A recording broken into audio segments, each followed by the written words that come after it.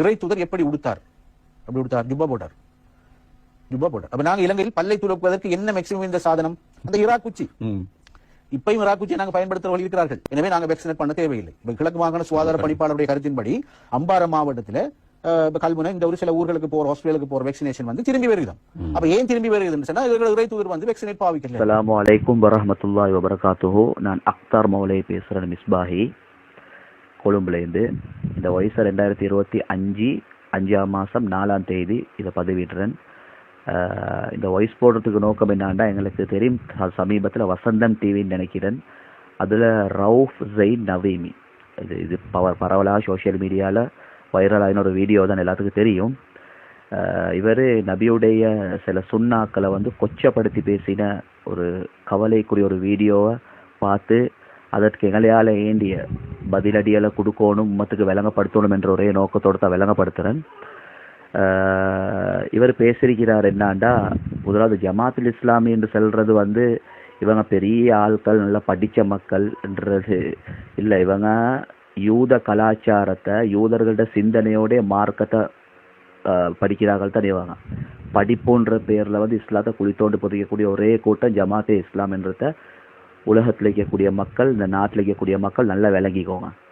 விளங்கிச்சா, இஸ்லாத்துடைய போர்வையால் சுண்ணதாக்களை குழி தோண்டி புதைக்கிறார்கள்.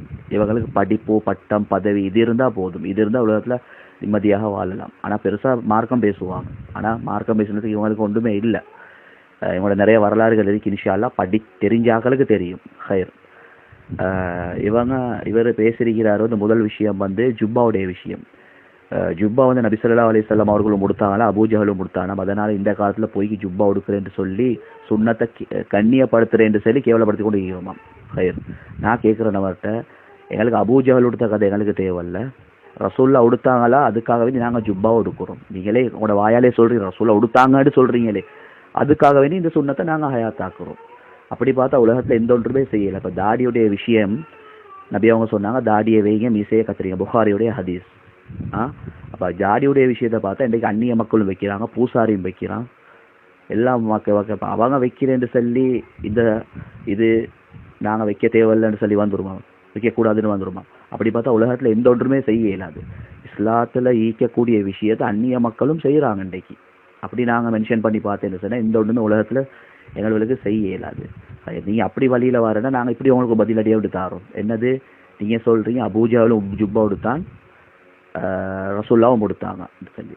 அப்போ நீங்கள் கொடுத்திருக்கக்கூடிய கோட் சூட் இருக்கே, இது யார் கண்டுபிடிச்சது? இது 100% யூத நசரானியுடைய ட்ரெஸ் கோட். யூத நசரானியை பற்றி அல்லாஹ் குர்ஆனில் வந்து அல்லாஹ் அவங்கள சபிக்கிறான். அல்லாஹ் தாலா அபூஜஹலை விட மோசமானவன் தான் யூதன். அப்போ அந்த யூதன்ற ட்ரெஸ் கோடை நீங்கள் போட்டுவிட்டு ஜுப்பாவை நீங்கள் கொச்சப்படுத்தி பேசுகிறது எந்த விதத்தில் நியாயம்னு சொல்லி எங்களுக்கு விளங்குது இல்லை. ஆனால் பொதுமக்களுக்கு இந்த பேச்சு என்ன விளங்கும்? அப்படி யூதனை விட மோசமான ட்ரெஸ் கோடை உடுத்து போட்டு கொண்டா இவங்க ரசூல்லாவோட சுண்ணத்தை கொச்சப்படுத்துகிறாங்க. அதனால் வாயை அடக்கி பேசுங்க, நிதானமாக பேசுங்க, யோசிச்சு பேசுங்க. ஹைர். ரெண்டாவது விஷயமா அவர் பேசிக்கிறாரு மிஸ்வாக்குடைய விஷயம். மிஸ்வாக்கை பற்றி நபி ஸல்லல்லாஹு அலைஹி வஸல்லம் சொல்லிக்கிறாங்க, சிவாக்கு துத்தஹரு லில்ஃபம் வமரவாத்து லிர்ரப், வாய் சுத்தமாகவும் அல்லட பொருத்தம் கிடைக்கும். இது ப்ரஷ்ஷுக்கு சொல்லப்படலை. ப்ரஷ் வந்து அது மனிதனால் கண்டுபிடிக்கப்பட்டது. எப்போ ப்ரஷ்ஷை கண்டுபிடிச்சானோ, சிக்னல் உருவாக்கினானோ, அதில் இருந்தால் டென்டல் ஒரு ஆரம்பிக்கப்பட்டு வாய் புற்றுநோய் வந்து என்ன சொன்னால் டென்டலுக்கு வாயெல்லாம் பிஸ்னஸுடைய நோக்கம். ஆனால் 100% மிஸ்வாக் பாவி இருக்கிறார்களுக்கு எந்தவித வாய் புற்றுநோய்களும் இல்லை. ரசூலுல்லாஹி அலைஹி வஸல்லம் அவருடைய காலத்தில் அனைவர்களும் மிஸ்வாக் தான் பாவிச்சாங்க. அது இன்னும் கொஞ்சம் டீப்பாக விளங்கப்படுத்துறேன்டா, சக்கராத்துடைய நேரத்தில் கூட முழு உலகத்துக்கும் மிஸ்வாக்குடைய பொறுமதியை நபி அவங்க விளங்கப்படுத்தினாங்க. உம்மத்தார்களுக்கு சொல்கிறாங்க, இந்த மிஸ்வாக்குடைய சுண்ணத்தை நீங்கள் பற்றிப்பிடிங்க. ஆயிஷா ரலியல்லாஹு தஆலா அவங்கள்ட்ட சொல்கிறாங்க வந்து, எனக்கு மிஸ்வாக் செஞ்சு விடுமாறு. அப்போ ஆயிஷா நாயர் ரலியல்லாஹு தஆலா அவங்க தான் மிஸ்வாக்கை வென்று ரசூலுல்லாஹ்க்கு மிஸ்வாக் செஞ்சு விட்றாங்க சொல்லி ஹதீஸ்களை நாங்கள் பார்க்குறோம். அப்போ என்னத்தை விளங்கப்படுத்துகிறாங்க? ரசூலுல்லாஹ்ட கடைசி சுண்ணத்து, சக்கராத்துடைய நேரத்தில் கூட இந்த சுண்ணத்தை ஹயாத்தாக்கி இந்த உம்மத்துக்கு காட்டியிருக்கிறாங்க. அப்படியாப்பட்ட ஒரு மிஸ்வாக்கை வந்து கொச்சப்படுத்தி பேசுகிறன்றது ஒரு கவலைக்குரிய ஒரு விஷயம். அப்போ ரசூலுல்லாஹ் இந்த காலத்துல தான் ப்ரஷ்ஷும் சிக்னலும் பாவிக்க சொல்லியிருப்பாங்களா. மோட்டுத்தனமான பேச்சாக இருக்கி நல்லா தான் பாதுகாக்கணும், நல்லா தான் விளக்கத்தை கொடுக்கணும். அதனால் உங்களுக்கு விருப்பம்னா மிஸ்வாக் பாவிங்க, அப்படி இல்லாட்டி நீங்கள் ப்ரஷ்ஷை பாவிங்க, அதில் எந்த இதுவும் இல்லை. நம்ம சுண்ணத்தை கொச்சப்படுத்த வானம். ஹைர். 3வது விஷயம் வந்து வேக்சினுடைய விஷயம் பேசுகிறாரு.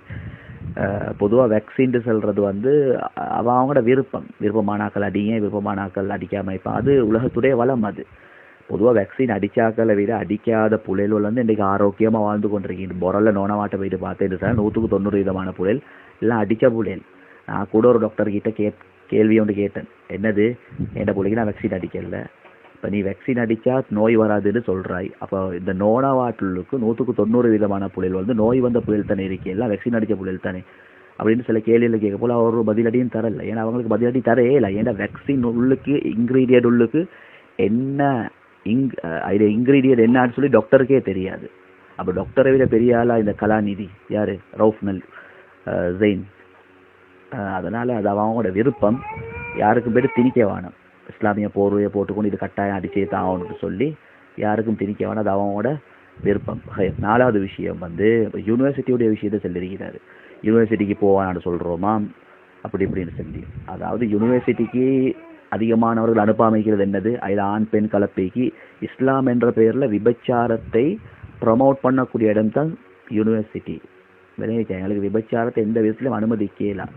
இது படிப்புன்ற பேரில் ஜினாவை ஹலாலாக்கக்கூடியது தான் எங்களை ஜமாத்துல் இஸ்லாம். அவங்களுக்கு என்ன தெரியுதாலும் சரி பரவாயில்ல, பள்ளிகளுக்கும் பொம்பளையை கொண்டு வருவான்கள், மாதவிடாய் பொம்பளையை கொண்டு வந்து படித்து கொடுப்பான்கள், தொழுகையுடைய நேரம் வரும், தொலை வைக்க மாட்டாங்க. இப்படி எல்லாம் நிறைய விஷயங்கள் இருக்கிறது. விளையாச்சா இதா சால்த்தமோன்னா மத்தான் ஃபஸ்அலூன வராய் ஹிஜாப். குர்ஆனில் கூட அல்லாஹ் என்ன சொல்கிறான், சஹாபாக்களுக்கு நபியுடைய மனைவிமார்களோட தேவையான விஷயங்கள் பேசுவதாக இருந்தாலும் திரைக்கு பின்னால் இருந்து பேசுங்கன்னு சொல்லி எல்லாம் குர்ஆனில் சொல்கிறான். அப்படி பார்த்தேன்னு சொன்னால் அந்த பரிசுத்தமான ஆண்கள் பெண்களுக்கு எல்லாம் அப்படி சொல்கிறான்டா, நாங்கள் நீங்கள் யார் இன்றைக்கு. அதனால் எங்களுக்கு படிப்புக்காக வேண்டி ஆண் பெண் கலப்பு இன்னும் நிறைய விஷயங்கள் நடக்குது. அது அவனோட பக்குவம். யாருக்கும் வற்புறுத்தி ஃபோர்ஸ் பண்ணி எங்களுக்கு ஒன்றும் செய்ய வைக்க இயலாது. அதனால் இந்த 4 விஷயத்தை நான் சுருக்கமான முறையில் விளங்கப்படுத்தினேன்.